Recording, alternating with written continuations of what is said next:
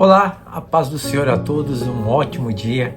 Quero agradecer a Deus por mais uma oportunidade em estar em sua presença. Hoje, dia 3 de dezembro de 2025, e Deus tem uma palavra para a sua vida.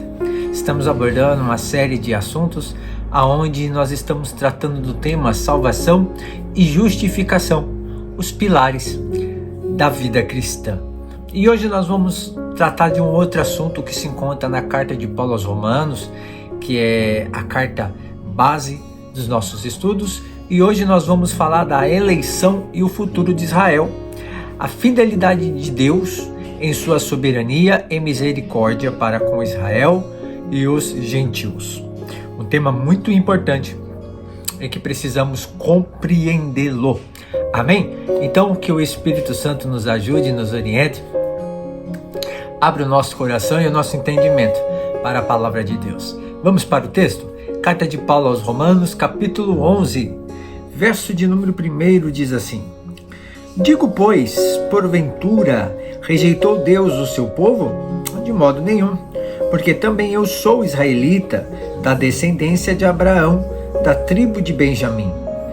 Deus não rejeitou o seu povo, que antes conheceu. Ou não sabeis o que a Escritura diz de Elias? Como fala Deus contra Israel, dizendo: Senhor, mataram os teus profetas e derribaram os teus altares, e só eu fiquei, e busco a minha alma. Mas que ele diz a resposta divina: reservei para mim 7.000 varões, que não dobraram os joelhos diante de Baal. Assim, pois, também agora neste tempo ficou um resto, segundo a eleição da graça. Verso 11.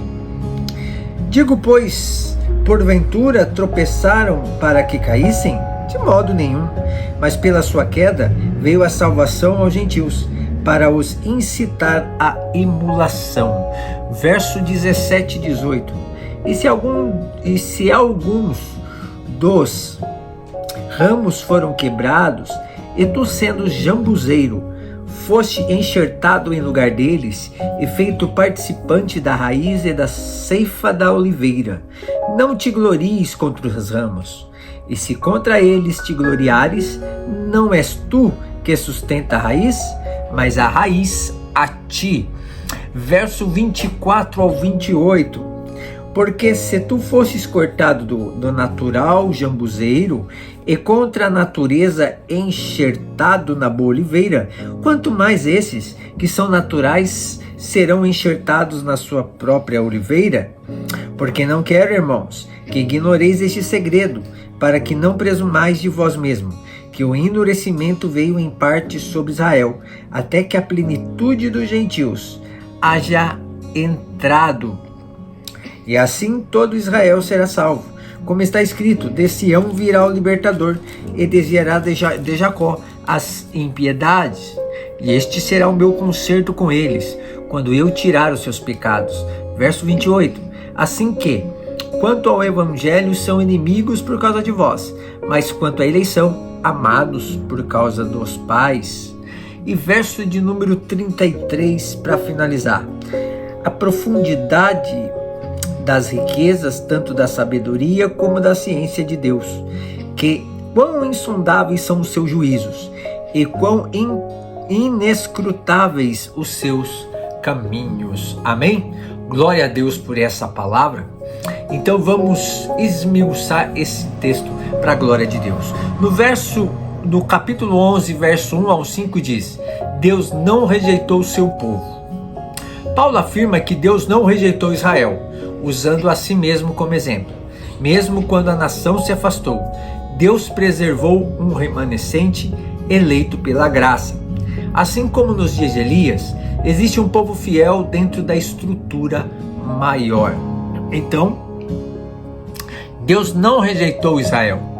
E ele mesmo fala e ele mesmo revela isso. Então, mesmo quando a nação de Israel se afastou, Deus preservou um remanescente pela sua graça. Assim como nos dias de Elias, existe um povo fiel dentro da estrutura maior. Então, Deus sempre mantém o povo fiel em meio às crises espirituais do mundo. Não está perdido. O evangelho não foi tragado pelo mundo, muito pelo contrário. a quem não se dobrou ao sistema. Mesmo quando parece que tudo está perdido, Deus trabalha silenciosamente, mantendo os seus escolhidos. Ele não desiste dos seus. E Ele não desiste de você. No verso 11 diz: a queda de Israel abriu as portas para os gentios. A queda de Israel não foi final, mas serviu para que os gentios fossem alcançados pelo Evangelho. Deus transforma derrota em oportunidade. O que aconteceu com Israel recusando, se afastando, nos abriu a porta para nos alcançarmos. Então, as decepções da vida nas mãos de Deus podem se tornar portas para algo maior. Estou passando por uma decepção. Calma, entregue os seus caminhos ao Senhor, que está vindo coisa grande para a tua vida. O que parece perder pode ser para Deus um caminho de salvação. Lembra? Temos que perder a nossa vida para achá-la. Achá-la em quem? Em Cristo Jesus. No verso 17 ao 18 do capítulo 11, Israel é a oliveira e os ramos enxertados. Israel é a oliveira. Os gentios são ramos bravos enxertados na raiz. O alerta não se gloriar contra os judeus, a raiz sustenta os ramos. Nós não podemos, nos gloriar contra os judeus. Assim como nós também não podemos se gloriar contra as pessoas que ainda não aceitaram a Jesus. Porque muitas delas logo vêm para Jesus e vão produzir muito mais do que nós. Então nós temos que olhar com compaixão e misericórdia, assim como Deus e Jesus olha. Então, para a nossa vida, a humildade espiritual, a salvação não nos faz superiores, mas dependentes da graça. Não somos melhores do que as pessoas que estão no mundo, muito pelo contrário, somos devedores.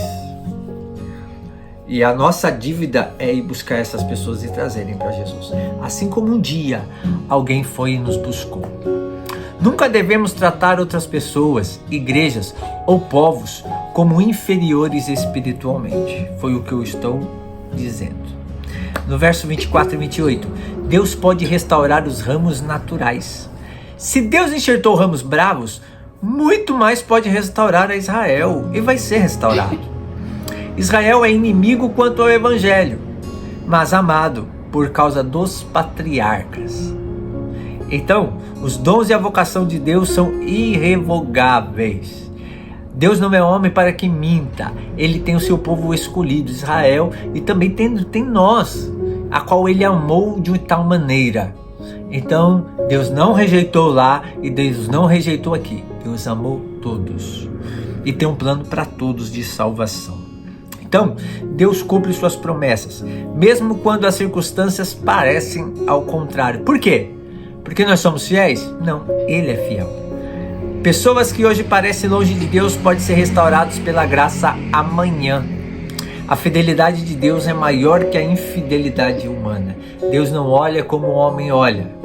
Deus olha para o seu interior e para o coração. No verso 33, para finalizar, a doxologia da sabedoria divina. Paulo termina maravilhado com a profundidade da sabedoria de Deus. Seus caminhos estão além da compreensão humana. Então, quando não entendemos os caminhos de Deus, podemos confiar na sua sabedoria, porque Deus não pensa como o homem pensa. A fé não se apoia em explicações completas, mas em um Deus perfeito e fiel. Se ele prometeu algo para a sua vida, Ele é fiel para cumprir. Amém? Então que você fique com essa palavra em nome de Jesus. E tem uma palavra aqui também do Mateus para a sua vida nesse dia, a qual, para complementar esse estudo, Deus fala: bem-aventurados que têm fome e sede de justiça, pois serão satisfeitos. Mateus capítulo 5, verso 6. Tudo isso que nós estamos falando foi confirmado. Amém? Que Deus abençoe a sua vida. Vamos orar, Pai, em nome de Jesus. Muito obrigado. Muito obrigado, Senhor, meu Pai, por ter nos escolhido, Senhor, meu Pai, escolhido Israel também. Pai amado, em nome de Jesus, nós oramos e apresentamos os nossos irmãos pela fé em Abraão. Pai amado, que em nome de Jesus, Senhor, o povo judeu, Senhor, meu Pai amado, venha reconhecer Jesus como o único, suficiente, exclusivo e eterno Salvador, para que teu nome seja glorificado para todo sempre. Quão insondáveis são os seus caminhos, Senhor. Por isso nós confiamos em Ti, mesmo quando tudo diz que não. Amém. Que Deus abençoe a sua vida, a sua casa, a sua família, seu ministério e sua saúde em nome de Jesus.